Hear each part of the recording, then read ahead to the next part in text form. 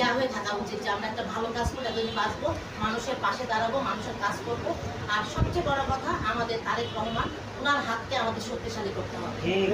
এবং আমরা দীর্ঘদিন অনেক কষ্ট করছি, অনেক মানে স্বৈরাচারদের মানে নির্যাতিত। আপনারা জানেন আমার অবস্থা তো আপনারা সবাই জানেন, বিশ্ববাসী জানেন, যেখানে আর বলার কিছু না যে আমি কি হয়েছে।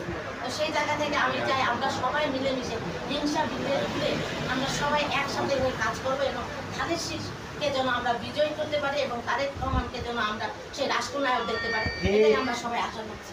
এবং ভাইরা আসেন, ভাইদেরকে ধন্যবাদ। এবং আমার ডাকে সবাই যারা আছে তাদেরকে সবাইকে ধন্যবাদ।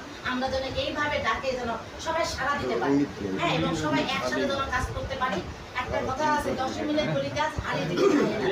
হ্যাঁ, আমরা 10 জনে এক জায়গা হবো। মানুষ কিন্তু অনেক বিভ্রান্ত ছড়াচ্ছে আমাদেরকে ভাঙায় দেওয়ার জন্য, হ্যাঁ, যেন আমরা যেন ইয়া হয়ে যায়।